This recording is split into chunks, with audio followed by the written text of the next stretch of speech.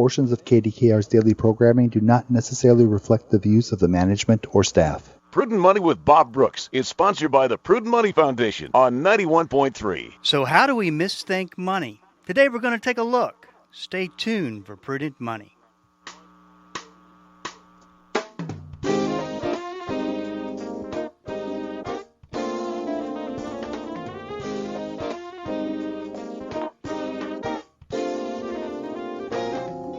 Good afternoon. This is Bob Brooks, and you are listening to the Prudent Money Radio Show. Thank you so much for joining me today. You know I do appreciate it. So how do we make better decisions regarding money? Author Jeff Kreisler is here to talk about a book he co-authored titled Dollars and Cents, How We Misthink Money and How We Spend Smarter. Jeff, welcome to Prudent Money. Hi, it's good to be here. You know, I think you kind of sum it up at the beginning of the book where you say, the truth is making bad money decisions is a hallmark of humanity. We're fantastic at messing up our financial lives. And why are we so hardwired as humans to make mistakes with money? Well, the big reason is not just about financial decisions, but almost every decision we make. We tend to make irrational choices. We tend to not acknowledge the emotions, essentially, the uncertainty that goes into these decisions. And if there's one takeaway, I want to give it right up the top, anybody just tuning in, it's that everyone has a hard time making good financial decisions. Right. Everyone makes mistakes. You know, I speak to groups of, financial advisors who, tell people with big portfolios how to spend their money. And they're good at telling other people what to do with their money, but they make the most mistakes with their own. Sure. Even people that know what they're supposed to do, they still tend to fall for traps because, when it comes to like planning for retirement or saving for college, that's thinking about your future. That's a personal, emotional thing with so much uncertainty. And instead of really, struggling through and fighting through that uncertainty and trying to come to a rational decision, we humans tend to go for that easy, emotionally satisfying sort of shortcut or trap or bias or pit. Different terms are out there for it.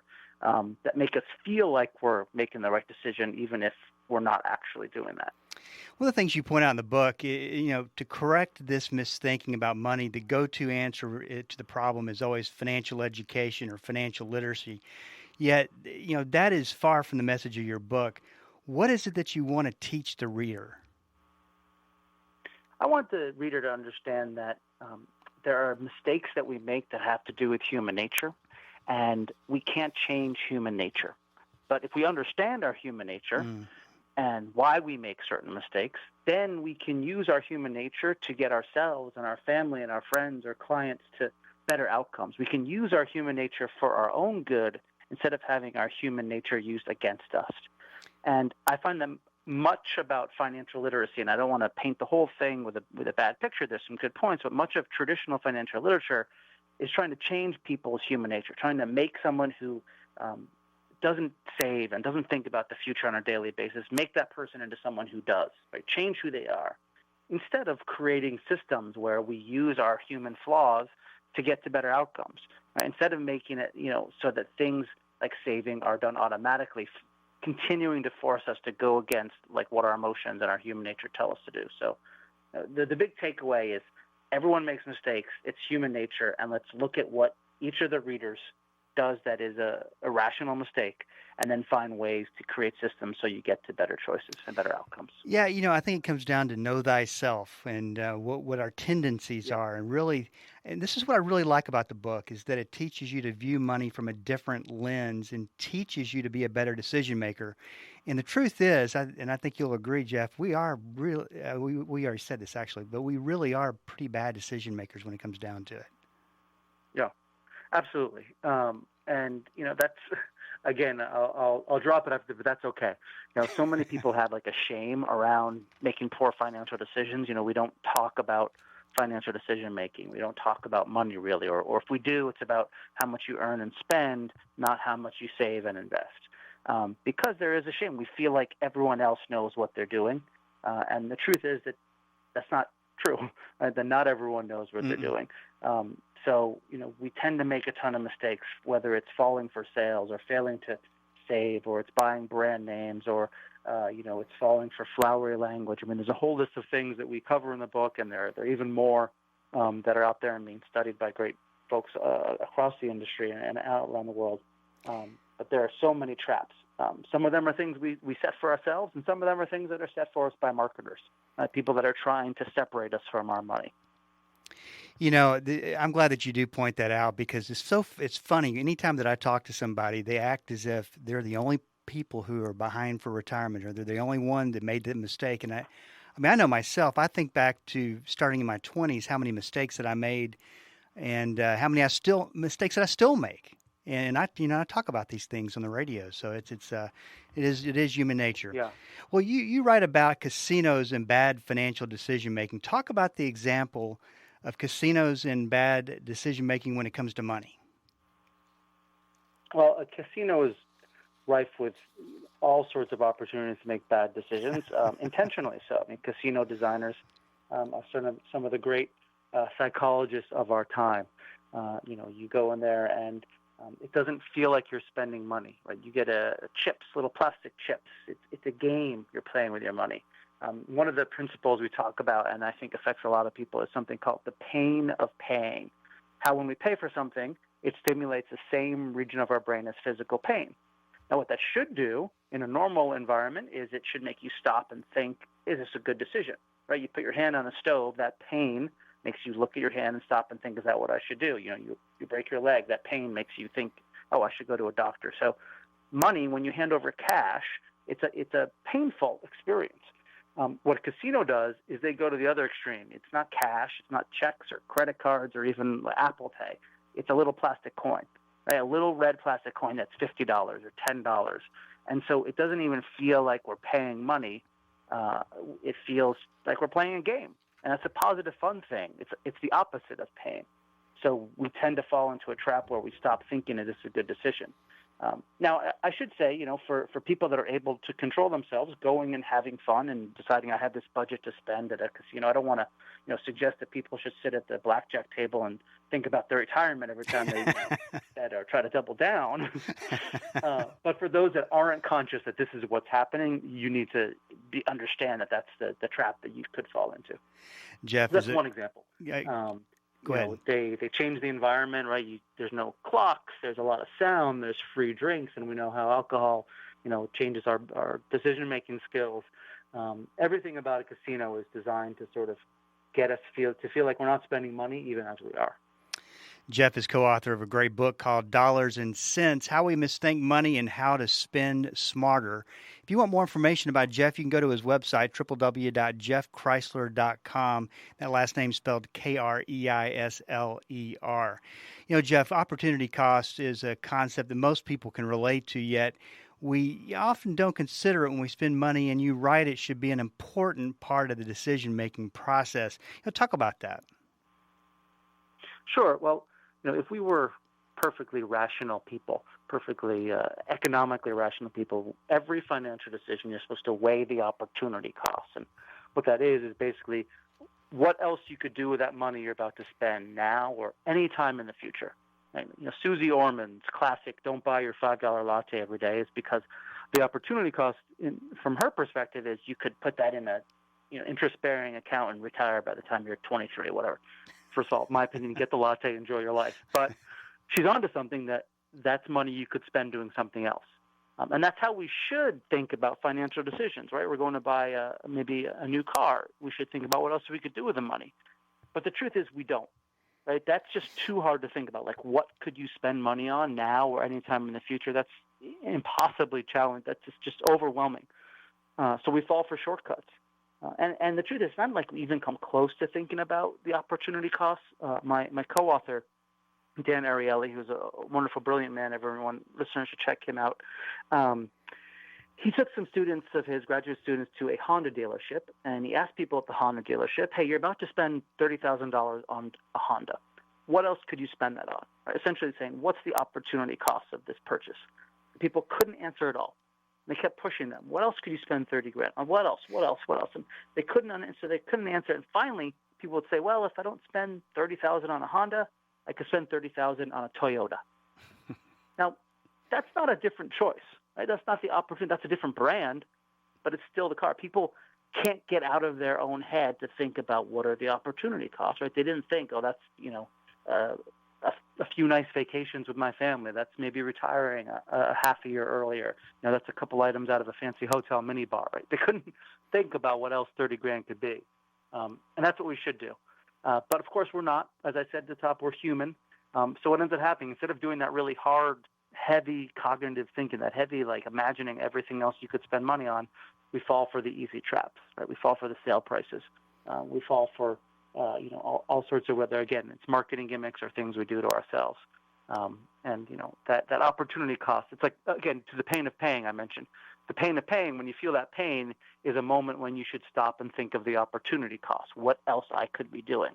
But in the casino, we numb it. When we use credit cards, we numb it. When we use all this different financial technology, we numb that pain, which serves the purpose of making us not consider the opportunity cost.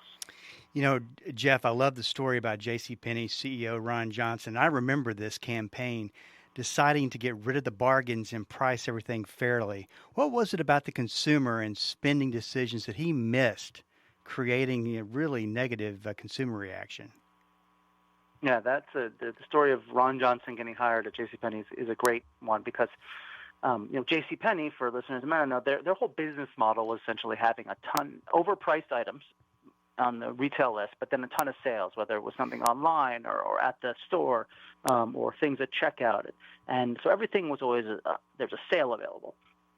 And what this really played into is something that the principle of relativity, how people will, again, when they can't weigh the opportunity cost, they'll go for sale prices because, when you approach a $60 sweater that used to be $100, people will buy that $60 sweater more often than just a $60 sweater. Because they'll look at that $60 sweater that's marked down and on its own, a $60 sweater, how do you know if it's worth it, right? How do you weigh whether or not that's what you should spend your money on? But you know that a $60 sweater is better than a $100 sweater. Not only that, you feel like, oh, I'm saving $40. You feel like you found something good. It's literally like a little shot of dopamine that makes you feel good. And so what JCPenney's business model was providing people this emotionally satisfying experience of finding all of these sales, of feeling like they're saving money, which of course we know they're not, right? They're still spending that $60. But it played into that. When people didn't know whether or not something was a good purchase, they found a sale price, they felt like I did the right thing, they felt good about the whole experience of shopping there. So what Ron Johnson did is he came in as a new CEO, said, this is stupid. Right? Why are we fooling around with these fake prices, to get people then look for sales? Let's just give it the fair and square price, the bottom line, what it is, like our rivals. And they did that, and all of their customers left. Because, yes, on a very, look at the economics and the graphs and the data, it was a better financial situation for shoppers, but it wasn't a better emotional one. In fact, it was a worse emotional one. It was as if someone that they loved had suddenly changed into someone else, a cold-hearted accountant. And so people left. They fired Ron Johnson, brought in someone else who reinstituted all the little sales gimmicks, and everybody came back and loved it again.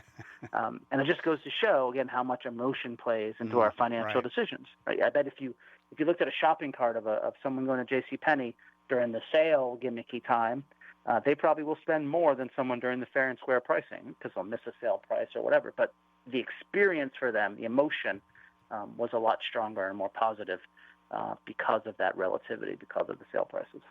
Talk a little bit about mental accounting and how it leads us to bad decision making.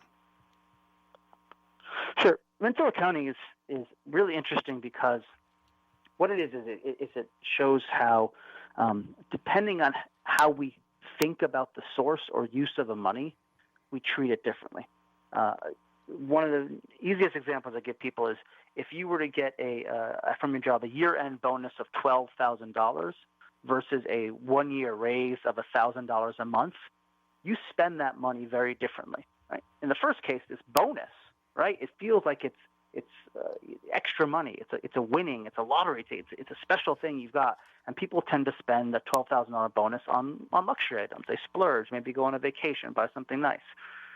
If you give people $1,000 a month, same amount over 12 months, that money isn't spent in the same way. That money sort of feels like it's part of your regular earnings. It's part of your job. It's treated seriously. So you pay off your bills, and maybe you go out to dinner once or twice more a month or something like that, but you don't do the same amount of fun spending simply by a matter of sort of how it's framed in your mind. The same way when we think about our spending going out, right? We have discretionary spending, right? I'm going to go buy some shoes or go out to dinner, and then we have serious spending, our bills and our medical costs and our rent and our utilities, and we think about money very differently. And what's fascinating about mental accounting is that it is irrational. On the one hand, right? We shouldn't think that way. All of our money is the same. It shouldn't matter if we got $1,000 from a lottery ticket or $1,000 from a job. That's our $1,000, right? So we shouldn't do that from a rational perspective. However, from a human perspective, it can be useful. Right? Again, we can't think about the cognitive load of how we spend our money all the time, but essentially mental accounting can become budgeting in a way. And it can become, I'm going to think about some money over here as my fun restaurant shoe money, and this money over here is my serious money. Like, it can be useful. The problem is when we're not recognizing that we do that, when we forget that we're mental accounting, and sort of suddenly everything becomes that fun money, and we forget about the serious stuff. So it's something to be important of, to be cognizant of, and to realize how important it is that where we get our money from or how we are going to use it, although we might think it doesn't impact how we treat it, it really does.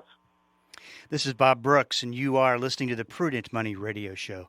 Jeff is a co-author of a great book called Dollars and Cents, How We Misthink Money and How to Spend Smarter. If you want more information, go to www.jeffkreisler.com. Jeff, you mentioned a scenario in the book that I have always thought was interesting, and it's when a person has high-interest debt with plenty of money in the bank earning nothing at all. What is it that prevents us from paying off that debt? There are a lot of factors that go into play, and sort of a basic thing is just going back to our sort of inability to often think clearly about money. That these numbers and complexity, sometimes it feels like it's overwhelming. You've got an interest rate on your debt. You have a monthly payment, whatever it may be. We don't think about the long-term spending, the total amount of money going out of our account. It becomes overwhelming. So we sort of leave things on autopilot rather than trying to fix it. There's that element. There's also, something that we call loss aversion, which is that we feel a loss a lot more strongly than we do an equivalent gain. The example is, if you lose $10, the pain of losing that $10 is only made up for by the pleasure of winning $20. So this makes it so that, like, when we're faced with decisions, and some of the decisions are about parting with money versus keeping money, we tend to shy away from the parting with money. So even though someone might sit back and look at your scenario that you mentioned, you're losing all this money and you have enough to pay off your debt and not lose the interest money, what will trigger them, or what they will feel, is losing that money. Like, if I can cut a check for $10,000 now, and I can afford that, and I'll pay off my debt, and in the long run it saves me, let's say, $2,000, because otherwise with the interest I'd pay more, I don't really think about that long run. I think about the present. And I think about the pain of that $10,000, not the pleasure of winning the $2,000. We're just sort of wired that way to feel that pain of loss more. And the final thing I'll say in this scenario, and again, there's many factors here, is this idea that we don't connect to the future benefit. Like, we feel the present much more strongly than we do potential benefits in the future. This is why we have trouble saving for retirement. We have trouble dieting and exercising, and anything that helps a future version of ourselves. We don't connect to that person like we do the person right now. In fact, studies show that we think of future Jeff in 10 years, I think of that person as a completely different person. Right? So it's like, why should I sacrifice right now for the benefit of him? Not only that, but between me and Jeff from 10 years from now is Jeff in a month, and he'll start working out. Right? There's Jeff in a year. He'll pay off his debt. Jeff in 2 years will eat better. So doing something like paying off your debt that will benefit us in the future is really hard for us to do, because we literally don't feel the benefit of it. And all we feel is the pain, and we don't really feel why we should do it. And sure, we can stop and look at a graph and numbers, and we can rationally say, oh, this is the right thing to do. But when it comes to it, we are very often stopped by our emotions. You know, it's funny, Jeff, as I read through the book, I would come across scenarios and go, wait a minute, that's me. I do this all the time. I mean, it's funny how you really peg human nature, and it's good to be aware of it, and good to be that you know what your tendencies are, so you can make better choices. The name of the book is Dollars and Cents: How We Mistake Money and How to Spend Smarter. And if you want more information, go to jeffkreisler.com. One last question, Jeff. You know, how does worrying about fairness and effort cloud our decision making with money? Yeah, well, there are so many products and services now, especially online and over the internet, where we don't see the effort being made, and that's a good and a bad thing, because what often happens is that, again, when we don't know how to value something, what something is worth, we will judge the value of it and what we should pay based upon the effort that we see. And, you know, the classic example is a locksmith, right? Most people don't know what a locksmith should cost, but people will pay more to a locksmith who takes an hour to open their door, sweats and swears and breaks stuff and screams and has a hard time, than a locksmith who opens a door in 2 minutes, because they see all this effort being made and they think that's what it's worth. The truth is you're paying for incompetence, right? But you don't know, so that you substitute effort for what you believe is the correct value, and what you should be paying. And, you know, this trips us off often. You know, there are products and marketers and services that are aware of this. You know, you look at online things like a kayak or a Priceline, right? When you're looking for flights, you know, those prices are computed instantly, but they show a little progress bar, right? They show you how hard you're working. You know, a car share service like an Uber, right? You open it up and you push a button and it uses GPS to find you, and then you see your car slowly but surely approaching you.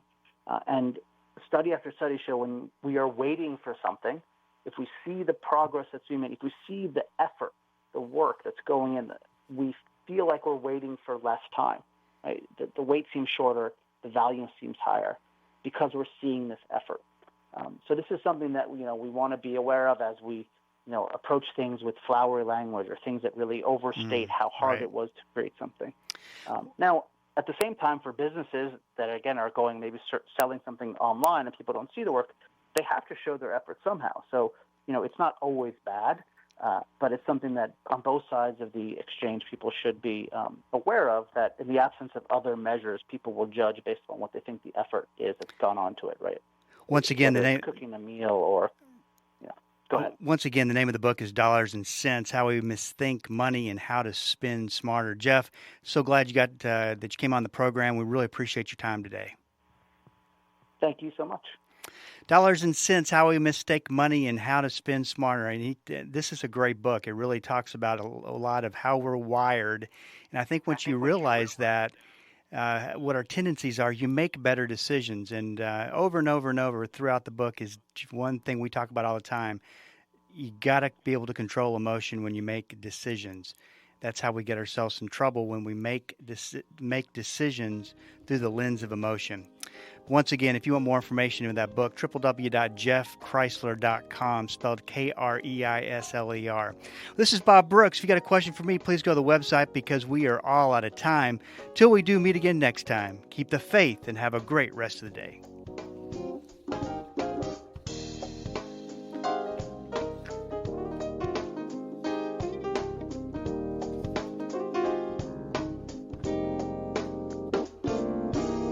That's all the time we have for today. Questions or comments for Bob, or to find out more great information like what you've just heard, visit www.prudentmoney.com. Be sure to join Bob Brooks again for the next edition of Prudent Money.